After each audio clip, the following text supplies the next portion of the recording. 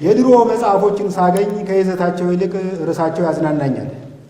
ለምሳሌ ብላታ ወልደ ጊዮርጊስ ወልደ ዮሐንስ የተባሉ ደራሲ የጻፉት መጽሐፍ ውጭ ሀገር ሄጄ ነበር የሚል ርዕስ ነበር። ውጭ ሀገር ሄጄ ነበር ሪፖርት ነው ጉራ ነው በሚለው ላይ አሁንም ምርምር እያደረኩ ነው። እኔም እንግዲህ በየመካከሉ አሜሪካ ሳለሁ እያልሁ ስለማዘጋችሁ በቂ የስነ ልቦና ዝግጅት እንዳይለያችሁ። አሜሪካ እያለሁ በጣም ሸንቀጥ ያልኩ ነበር።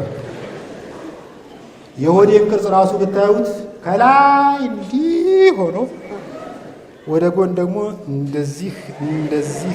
እንደዚህ ተሰምሮ ምን ልበላችሁ የሆነ ከስጋና ከጅማት የተሰራ የባቡር ሀዲድ ነበር የሚመስለው።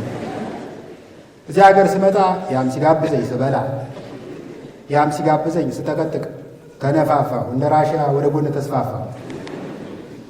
በነገራችን ላይ ቦርጭ በአግባቡና በድርበቡ ሲሆን ጸጋ ነው።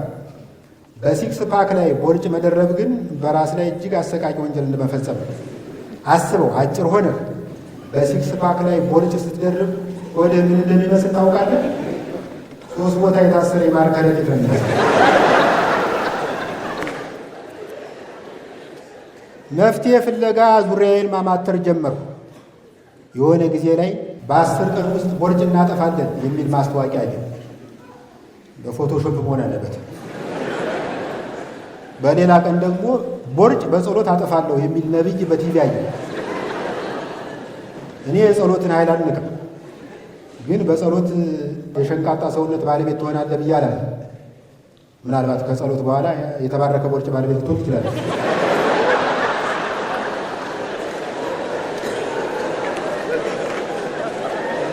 የሚገርማችሁ ጅም ተመዘገቡ። ጅም እንደገባው በሴትና በወንዶች መካከል ያለውን የዓላማ ልዩነት መረዳት ይችላል። ሴቶች ጅም የሚመዘገቡት በቃ ጅም ለመስራት፣ ክብደት ለመቀነስ፣ ጤናቸውንና ውበታቸውን ለመጠበቅ ወዘተ።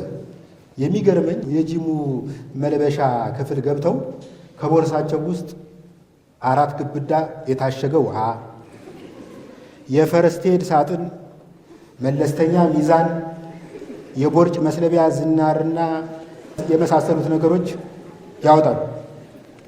አንዳንዴ ሳስበው የሴቶች ቦርሳና የኢትዮጵያ ሕዝብ የማይችለው ነገር የለም። ወንድ ልጅ በበኩሉ ጅም የሚመዘገበው ዘርፈ ብዙ ተግባሮችን ለመፈጸም ማለትም ለጅንጀና፣ ከውጭ የተላከለትን ብራንድ ቱታና ጫማ ለማሳየት፣ ከሌሎች ወንዶች ጋር የጥሬ ሥጋ ማህበር ለመመስረት እና እግረ መንገዱን ስፖርት ለመስራት ነው።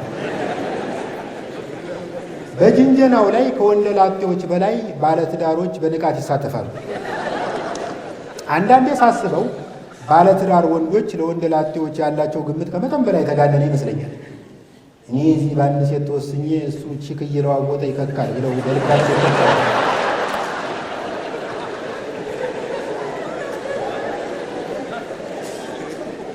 እውነታው ግን ከዚህ በጣም ይርቃል። ባለትዳሩ በየአሳቻ ቦታው የተገኘችውን ብርቅዬ አጋጣሚ ለመጠቀም ተፍ ተፍ በሚልበት ሰዓት አብዛኛው ወንደላጤ በጊዜ ገብቶ ነጭ ሽንኩርቱን አፉ ላይ፣ ነጭ ጋቢውን ትከሻው ላይ ጣል አድርጎ ሶፋው ላይ ተጋድሟል። እኔ ገና ጅም በጀመርኩ ሰሞን አንዲት ደልደል ያለች ሴት ጠጋ ብዬ ማውራት ጀመርኩ። ወሬው ወደ ጅንጀና ማዘንበል ሲጀምር ሴትዮዋ ወንድሜ ኧረ ገና ከወለድኩ 30 ቀን ነው።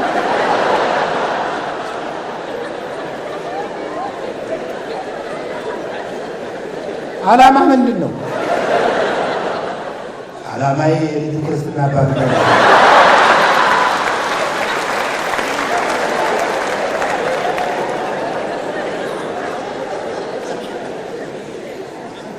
ጅም የምንሰራበት አዳራሽ በጣም ሰፊ ነው።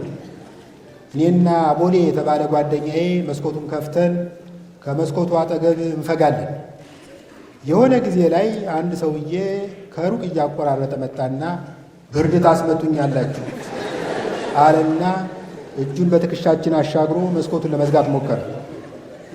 ጓደኛዬ ወንድሜ የኔ አባት ዶክተር ነው፣ ብርድ መምታት የሚባል ነገር ሳይንሳዊ አይደለም፣ ይልቅ በዚህ መጠን በታፈነ አዳራሽ ውስጥ ስፖርት መስራት በራስ ላይ የኬሚካል ጦር መሳሪያ እንደመተኮስ ይቆጠራል። ሰውየው ለተሰጠኝ ሙያዊ ማብራሪያ አመሰግናለሁ ብሎ ይሄዳል ብዬ ሳስብ እኔ ካንተ ባላውቅም ብሎ ጀመረና መጠነ ሰፊ ምላሽ ሰጠ። እኔ ካንተ ባላውቅም ብሎ መጀመር የትህትና አነጋገር ይመስለኝ ነበር። በእርግጥም አንድ ሰው ፒኤችዲውን ከሃርቫርድ ዩኒቨርሲቲ ሰርቶ የጥናትና የምርምር ጽሑፍ አሳትሞ እኔ ካንተ ባላውቅም ብሎ ከጀመረ ትህትና ነው። አንድ ሰው ከ3ኛ ክፍል አቋርጦ እኔ ካንተ ባላውቅም ብሎ ከጀመረ ግን ኑዛዜ ነው። ሰውየው ችክ እያለ ሲመጣ ጓደኛዬ እየተናደደ መጣ።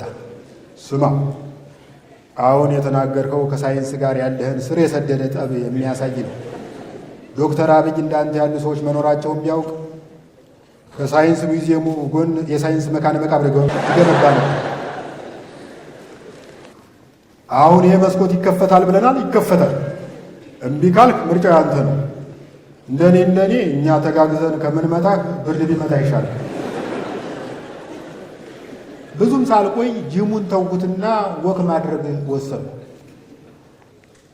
እኛ ሰፈር እንደ ብዙ የአዲስ አበባ ሰፈሮች ለወክ የተመቸ አይደለም። አስፋልት አለ። ከአስፋልቱ ዳር የምታገኘው የእግረኛ መንገድ ሳይሆን የሆነ ሀብታም ሰው ግቢ ነው። እየተራመድክ ድንገት ከፊት ለፊት ሲኖትራክ ከመጣብህ ዘል ሀብታሙ ቤት ትገባለህ። ከመኪና አደጋው ብታመልጥ ዘበኛው ይገላል። አሳቻ መንገድ ላይ በእግር መሄድ ብዙ አደጋ ያጋጥሟል። ከጥቂት ሳምንታት በፊት አድዋ ድልድይ አካባቢ ወክ እያደረኩ ሳለ አንድ ጎረምሳ በሞተር እያለ መጣና እጄ ላይ የነበረውን ምን የመሰለ የተጠበሰ በቆሎ ለፍ አርጎኝ ተፈተለለ። እንዴ ለበቆሎ ጥብስ ይሄኛል ስለው ለዛሬ ልምምር ላይ ስለሆኑ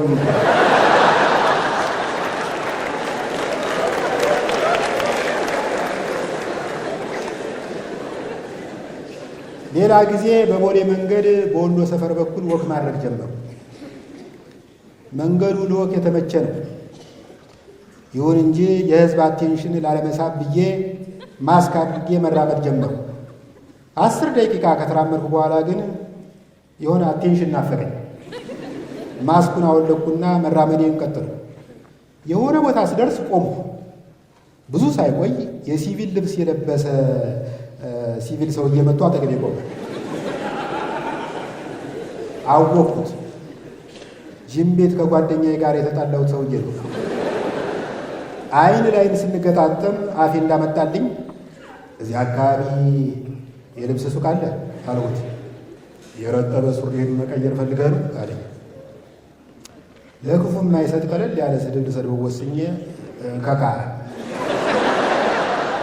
እና የመሳሰሉትን ቃላት ያው እሱ ኦፔራ እንደሚያቀነቅን ሰው እጁን በረጅሙ ዘረጋና አንዴ በስንቃሪ አጥፊ ሰረበኝ። ለጊዜው ፊቴ ከሰውነቴ ላይ እየተደመሰሰ ነው ይመስላል። አሁን ተራው የኔ ነው። እንደ ሜሲ ብድግ አልኩና አንዴ በቴስታ እምብርት ላይ ገባሁ።